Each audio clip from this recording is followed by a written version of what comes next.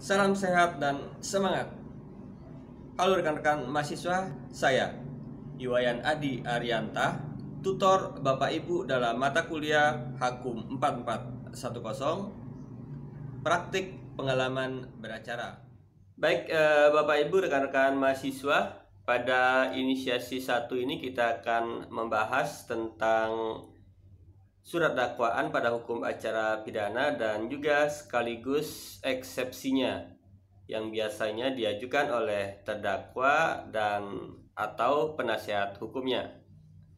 Bapak Ibu rekan-rekan mahasiswa, surat dakwaan dapat kita pahami sebagai suatu surat yang berisikan gambaran dari uraian suatu perbuatan yang mana bisa dikategorikan sebagai perbuatan pidana, di mana di sana akan dijelaskan unsur-unsur yuridis daripada pasal-pasal pidana yang dilanggar oleh terdakwa, di mana surat dakwaan ini akan diajukan oleh jaksa penuntut umum kepada pengadilan negeri atau pengadilan setempat.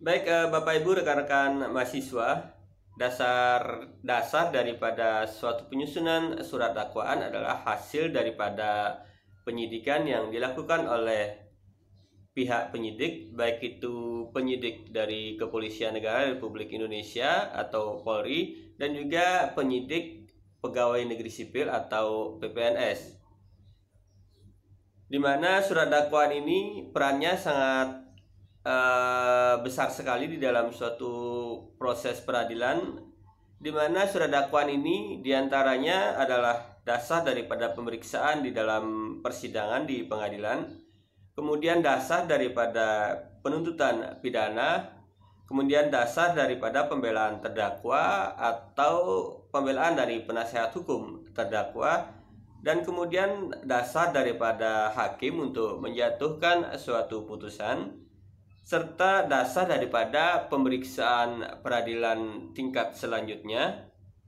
baik itu pemeriksaan banding, pemeriksaan kasasi, dan juga pemeriksaan peninjauan kembali. Bahkan juga digunakan jika suatu upaya hukum kasasi demi kepentingan hukum digunakan.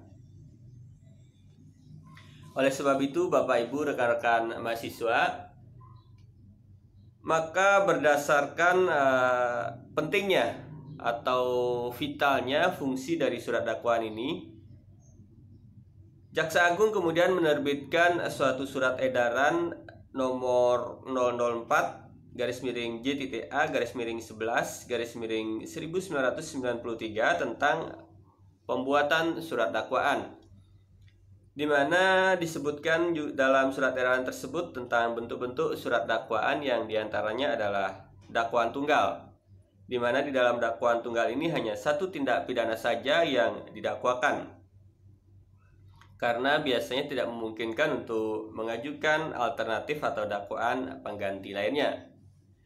Kemudian Bapak Ibu rekan-rekan mahasiswa, ada pula dakwaan alternatif, di mana dalam surat dakwaan akan terdapat beberapa dakwaan yang disusun secara berlapis, di mana lapisan yang satu merupakan lapisan alternatif dan bersifat mengecualikan dakwaan pada lapisan lainnya. Contoh dakwaan alternatif ini misalnya adalah pasal 362 KUHP, di mana perbuatan pidananya adalah pencurian, dan kemudian dakwaan keduanya adalah penadahan, yaitu pasal 480 KUHP. Kemudian yang ketiga di dalam surat edaran tersebut ada disebutkan dakwaan subsidiar, di mana sama halnya dengan dakwaan alternatif, maka dakwaan subsidiar juga terdiri dari beberapa dakwaan atau pasal, di mana hanya saja di dalam dakwaan subsidiar ini pasal yang lainnya berfungsi sebagai pengganti lapisan sebelumnya, di mana dakwaan ini adalah sistematik, lapisan disusun secara berurutan dimulai dari tindak pidana yang diancam dengan pidana yang hukumannya tertinggi hingga pidana yang diancam dengan pidana yang terendah. di mana pembuktian dalam surat dakwaan ini harus dilakukan secara berurutan, dimulai dari lapisan teratas sampai dengan lapisan selanjutnya. Lapisan yang tidak terbukti harus dinyatakan secara tegas dan dituntut agar terdakwa dibebaskan dari lapisan dakwaan yang bersangkutan. Bapak Ibu rekan-rekan mahasiswa, contoh daripada dakwaan subsidiar adalah dakwaan primer berupa pembunuhan berencana yang diatur dalam pasal 340 KUHP. Kemudian dakwaan subsidiarnya adalah pembunuhan yang diatur dalam pasal 338 KUHP. Baik, Bapak Ibu rekan-rekan mahasiswa, jenis dakwaan yang keempat dalam surat edaran tersebut adalah dakwaan kumulatif, di mana dalam surat dakwaan ini dakwaan beberapa tindak pidana sekaligus. Kesemua dakwaan harus dibuktikan satu persatu oleh jaksa penuntut umum, di mana dakwaan yang tidak terbukti harus dinyatakan secara tegas dan dituntut pembebasannya dari dakwaan tersebut. Di mana dakwaan ini dipergunakan dalam hal terdakwa melakukan beberapa jenis tindak pidana yang masing-masing merupakan tindak pidana yang berdiri sendiri. Contoh dari dakwaan kumulatif ini adalah yang dakwaan ke-1 adalah pembunuhan pasal 338 KUHP dan dakwaan kedua adalah pencurian dengan pemberatan. Dan kemudian dakwaan ketiga adalah perkosaan sebagaimana diatur dalam pasal 285 KUHP. Dan kemudian Bapak Ibu rekan-rekan mahasiswa, yang kelima itu adalah dalam surat edaran Jaksa Agung tersebut ada yang namanya dakwaan kombinasi, di mana disebut dakwaan kombinasi karena di dalam bentuk ini dikombinasikan atau dihubungkan antara dakwaan kumulatif dengan dakwaan alternatif atau subsidiar. Dan di mana contoh daripada dakwaan kombinasi ini adalah ke-1 atau primer pembunuhan berencana, kemudian dakwaan subsidiar pembunuhan biasa pasal 338 KUHP, dan dakwaan kedua dakwaan primer pencurian dengan pemberatan, kemudian dakwaan subsidiar pencurian berdasarkan pasal 362 KUHP. Baik, Bapak Ibu rekan-rekan mahasiswa, dalam hal jaksa penuntut umum mengajukan atau membacaan dakwaannya di suatu proses pengadilan atau peradilan, terdakwa dan atau penasihat hukumnya kemudian dapat menggunakan suatu hak yang disebut dengan eksepsi, di mana dalam eksepsi ini terdakwa dan juga penasihat hukumnya dapat membantah atau menangkis suatu dakwaan dari jaksa penuntut umum.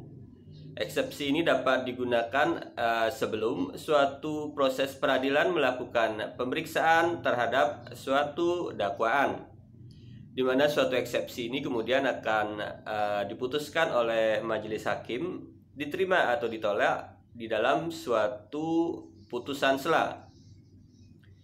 Baik, Bapak Ibu rekan-rekan mahasiswa, eksepsi ini kalau kita lihat dasar hukumnya terdapat di dalam pasal 156 ayat 1 KUHP yang dalam praktik peradilan di mana keberatan diajukan setelah surat dakwaan ini dibacakan oleh penuntut umum dan keberatan akan diajukan secara tertulis oleh terdakwa dan juga oleh penasehat hukumnya.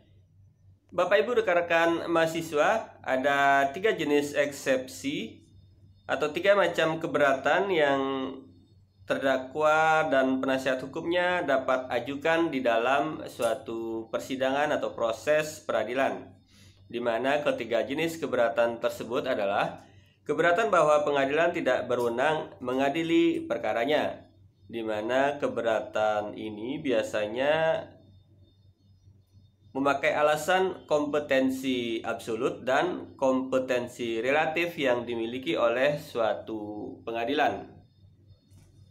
Kompetensi absolut ini, rekan-rekan mahasiswa, adalah berhubungan dengan kewenangan untuk mengadili perkara berkenaan dengan kompetensi dari pengadilan tersebut. mengadili suatu perkara bahwa tidak setiap pengadilan mempunyai kekuasaan mengadili suatu perkara. Misalnya, pengadilan negeri yang umum tidak memiliki kekuasaan untuk mengadili jenis perkara tata usaha negara. Kemudian, pengadilan agama tidak memiliki kekuasaan untuk mengadili jenis perkara pidana. Kemudian yang kedua adalah kompetensi relatif, di mana di dalam kompetensi relatif ini suatu pengadilan mempunyai daerah hukum, di mana apabila suatu tindak pidana dilakukan oleh seseorang di luar daerah hukum pengadilannya, misalnya suatu tindak pidana dilakukan di pengadilan di daerah hukum Pengadilan Negeri Malang, maka yang memiliki kekuasaan mengadili adalah Pengadilan Negeri Malang. Jadi apabila terdakwa melakukan tindak pidana di Malang, akan tetapi perkara tersebut diajukan ke Pengadilan Negeri Pasuruan, maka terdakwa atau penasihat hukumnya dapat mengajukan eksepsi atau keberatan dengan alasan bahwa Pengadilan Negeri Pasuruan tidak memiliki kewenangan untuk mengadili suatu kasus tindak pidana tersebut. Kemudian Bapak Ibu rekan-rekan mahasiswa, keberatan atau eksepsi yang kedua adalah bahwa surat dakwaan tidak dapat diterima.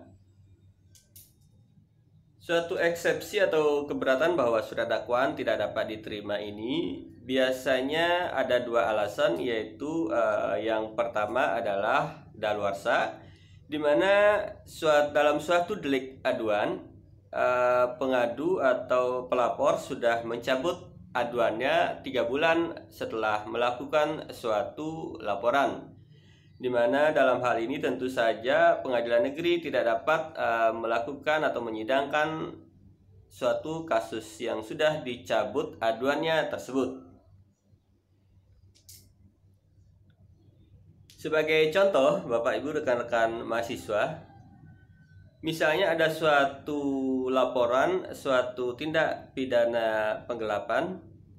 Ada suatu laporan di mana kemudian ketika proses hukum tersebut berjalan, pihak tersangka dan kemudian pihak korban ternyata membuat suatu kesepakatan atau perjanjian di mana kerugian daripada korban dibayar atau diganti rugi oleh pelaku atau tersangka, di mana mereka kemudian membuat suatu perjanjian bahwa pihak pelapor akan mencabut laporannya. Akan tetapi kemudian dari pihak penyidik dan juga kemudian pihak jaksa penuntut umum tetap melanjutkan proses hukum, dan di mana proses hukum tersebut sampai kepada suatu proses dakwaan tadi. Maka terdakwa dan atau penasihat hukumnya dapat mengajukan suatu eksepsi bahwa dalam hal ini tindak pidana tersebut sebenarnya sudah daluarsa sehingga tidak layak lagi untuk diadili oleh pihak majelis hakim. Dalam hal ini kemudian majelis hakim akan memutuskan apakah eksepsi ini diterima ataukah tidak oleh majelis hakim dalam suatu putusan sela. Dan kemudian Bapak Ibu rekan-rekan mahasiswa, keberatan atas atau bahwa surat dakwaan tidak dapat diterima ini, satu lagi alasan yang lain biasanya adalah bahwa kasus yang sedang didakwakan tersebut sebenarnya adalah kasus perdata dan bukan kasus pidana, sehingga seharusnya peradilan atau proses pemeriksaan kasus tersebut adalah di peradilan perdata dan bukan menggunakan hukum acara peradilan pidana. Itulah tadi dua daripada inti atau poin utama daripada suatu eksepsi atau keberatan bahwa surat dakwaan tidak dapat diterima. Bapak Ibu rekan-rekan mahasiswa, kemudian jenis daripada eksepsi atau keberatan yang ketiga adalah bahwa surat dakwaan harus dibatalkan, di mana hal ini diatur dalam pasal 143 ayat 2 dan ayat 3 KUHP, di mana apabila surat dakwaan yang dibuat oleh jaksa penuntut umum tidak memenuhi unsur material yang dimuat dalam pasal 142 ayat 2 huruf B KUHP adalah batal demi hukum. Sedangkan surat dakwaan yang tidak memenuhi syarat formil yaitu sebagaimana diatur dalam pasal 143 ayat 2 huruf A KUHP, dapat dibatalkan oleh hakim karena hal tersebut dapat mengakibatkan error in persona. Baik, rekan-rekan mahasiswa, demikianlah tadi uraian singkat saya tentang surat dakwaan dan juga eksepsi di dalam hukum acara pidana. Salam SHMH, sadar hukum untuk masyarakat humanis.